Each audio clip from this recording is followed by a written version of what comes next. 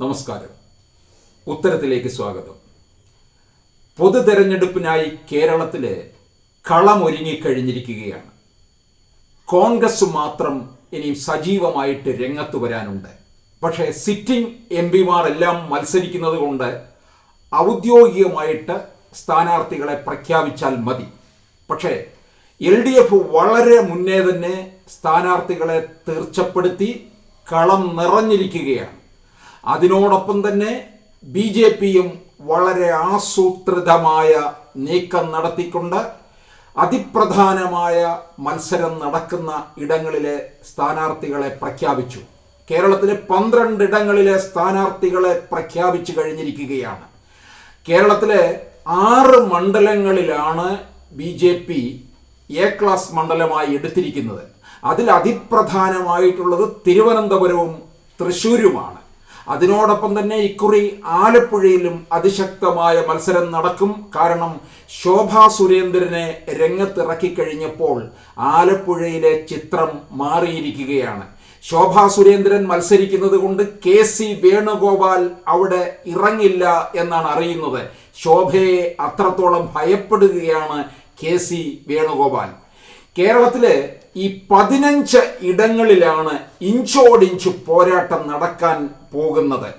തിരുവനന്തപുരം, ആറ്റിങ്ങൽ, കൊല്ലം, ആലപ്പുഴ, പത്തനംതിട്ട, മാവേലിക്കര, കോട്ടയം, തൃശൂർ, പാലക്കാട്, ആലത്തൂർ, വടകര, കോഴിക്കോട്, കണ്ണൂർ, കാസർഗോഡ് സീറ്റുകൾ ഇഞ്ചോടിഞ്ച് മത്സരത്തിനായിരിക്കും തയ്യാറെടുത്തുകൊണ്ടിരിക്കുന്നത്. ഇതിൽ തിരുവനന്തപുരം, ആറ്റിങ്ങൽ, ആലപ്പുഴ, കോട്ടയം, തൃശൂർ, പാലക്കാട് സീറ്റുകളിലായിരിക്കും കടുത്ത ത്രികോണപ്പോര് പ്രതീക്ഷിക്കുന്നത്. ഇതിൽ ഏറ്റവും കടുത്ത ത്രികോണപ്പോര് നടക്കാൻ പോകുന്നത് തിരുവനന്തപുരവും ആറ്റിങ്ങലും തൃശൂരും ആലപ്പുഴയും ആണ്. എന്തായാലും ഈ പ്രചാരണത്തിൽ ഇപ്പോൾ വളരെ മുന്നിൽ നിൽക്കുന്നത് LDFും BJPയുമാണ്. കാരണം വളരെ മുന്നേ ഈ 2 മുന്നണികളും സ്ഥാനാർത്ഥികളെ പ്രഖ്യാപിച്ചു. തിരുവനന്തപുരത്ത് ശശി തരൂർ മത്സരിക്കുന്നുണ്ട് എന്നുള്ളതിന് ഔദ്യോഗിക പ്രഖ്യാപനമാണ് വരേണ്ടത്. അതുപോലെ തന്നെ തരൂരിനെ എതിരിടാനായിട്ട് അതിശക്തനായിട്ടുള്ള കേന്ദ്ര മന്ത്രി രാജീവ് ചന്ദ്രശേഖരനെ ഇറക്കിക്കഴിഞ്ഞപ്പോൾ തിരുവനന്തപുരത്ത് ചിത്രം മറ്റൊരു തരത്തിലേക്ക് മാറിയിരിക്കുകയാണ്. തിരുവനന്തപുരത്തും ആറ്റിങ്ങലും 2 കേന്ദ്ര മന്ത്രിമാരാണ് മത്സരിക്കുന്നത്. ആറ്റിങ്ങലിലെ മത്സരം എന്ന് പറയുന്നത് അതിശക്തമായിട്ടുള്ളതാണ്. UDFന് നിലനിർത്തണം മണ്ഡലത്തെ, LDFന് കൈവിട്ടു പോയ മണ്ഡലം തിരിച്ചു പിടിക്കണം എന്നുള്ള വാശിയുള്ളത് കൊണ്ട് തന്നെയാണ് വർക്കല MLA ആയ ജോയിയെ അവിടെ ഇറക്കിയിരിക്കുന്നത്. അതുകൊണ്ട് വളരെ മുന്നേ തന്നെ മണ്ഡലത്തിൽ സജീവമായ പ്രവർത്തനങ്ങളിൽ ഏർപ്പെട്ടിരിക്കുകയാണ്. ശശി തരൂര് 4ാം ഊഴത്തിന് തയ്യാറെടുക്കുകയാണ്. 4ാം ഊഴത്തിന് തയ്യാറെടുക്കുന്ന അവസരത്തില് LDFന്റെ സ്ഥാനാർത്ഥിയായിട്ട് രംഗത്ത് വന്നിരിക്കുന്നത് പന്നിയൻ രവീന്ദ്രനാണ്.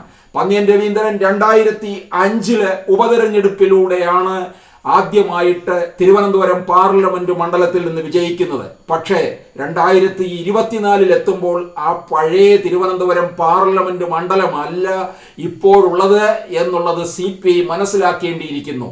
CPM പ്രവർത്തകർ തിരുവനന്തപുരത്ത് തന്നെ നിന്ന് പ്രവർത്തിച്ചാൽ ഒരുപക്ഷെ പന്നിയൻ രവീന്ദ്രന് 3ാം സ്ഥാനത്തിൽ നിന്ന് ഉയർന്നു വരാൻ സാധിക്കും. CPIക്ക് പേരുദോഷമുണ്ടായ ഒരു മണ്ഡലമാണ് തിരുവനന്തപുരം. പലതവണയായിട്ട് 3ാം സ്ഥാനത്തേക്ക് പോയിക്കൊണ്ടിരിക്കുകയാണ്.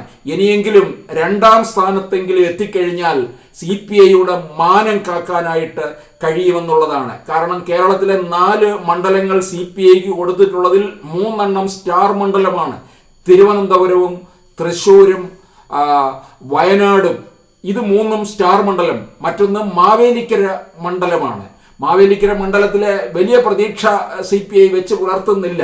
അതുപോലെ തന്നെ വയനാട്, കാരണം വയനാട്ടിലെ രാഹുൽ ഗാന്ധിയാണ് മത്സരിക്കുന്നത് എന്നുള്ള വാർത്തയാണ് പുറത്തു വരുന്നത്. ദേശീയ തലത്തിൽ തന്നെ രാഹുലിനെ എതിർക്കാൻ വേണ്ടിയാണ് CPIയിൽ നിന്ന് ആനി രാജയെ അവിടെ ഇറക്കിയിരിക്കുന്നത്. 2010 പാർലമെന്റ് തെരഞ്ഞെടുപ്പിനെ അപേക്ഷിച്ച് ഫലം പ്രവചനാതീതമായേക്കുമെന്നാണ് മണ്ഡലങ്ങളിൽ ഇത്തവണ കാണുന്ന വീറും വാശിയും. എന്തായാലും കേരളത്തിലെ 14 ഇടങ്ങളിൽ ഇഞ്ചോടിഞ്ച് പോരാട്ടമായിരിക്കും കാണാൻ പോവുക. അതായത് BJP-യുടെ കേന്ദ്ര നേതൃത്വം തന്നെ കേരളത്തിൽ കൂടുതൽ ശ്രദ്ധ കേന്ദ്രീകരിക്കുന്നത് കൊണ്ട് ഇത്തവണത്തെ ത്രികോണ മത്സരം എന്ന് പറയുന്നത് മുൻപ് കണ്ടിട്ടുള്ള ത്രികോണ മത്സരമല്ല, അതിശക്തമായിട്ടുള്ള ത്രികോണ മത്സരമാണ്. കാരണം നരേന്ദ്രമോദി തന്നെ പലവട്ടം വന്നിട്ടുണ്ട്. തൃശ്ശൂരിൽ തന്നെ 2 തവണ വന്നു.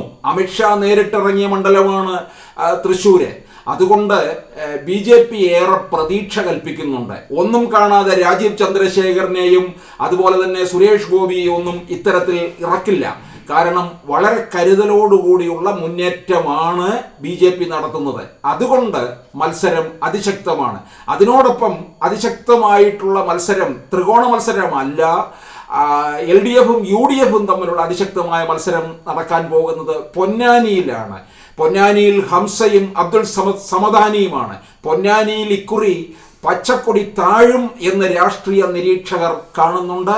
അങ്ങനെ വന്നു കഴിഞ്ഞാൽ അത് ലീഗിന് ഏറ്റവും വലിയ ഒരടിയായിരിക്കും. അത് മനസ്സിലാക്കിയത് കൊണ്ടാകാം ലീഗ് കോൺഗ്രസിനോടൊരു 3ാം സീറ്റ് ആവശ്യപ്പെട്ടത്.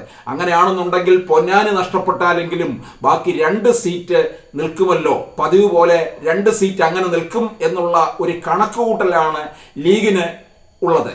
എന്തായാലും ചിത്രം പൂർണ്ണമായിട്ട് ഇനിയും തെളിയാനുണ്ട്. തെളിഞ്ഞു കഴിയുമ്പോഴേക്കും അതുപോലെ തന്നെ തെരഞ്ഞെടുപ്പ് തീയതിയും പ്രഖ്യാപിക്കും. അപ്പോഴേക്കും അതിശക്തമായ ചൂടായിരിക്കും രാഷ്ട്രീയത്തിൽ ഉണ്ടാകാൻ പോകുന്നത്. ആ ചൂടിൽ ആര് വാടും, ആര് എഴുന്നേൽക്കും എന്നുള്ളതാണ് അറിയേണ്ടത്. ഉത്തരം തേടേണ്ടിയിരിക്കുന്നു.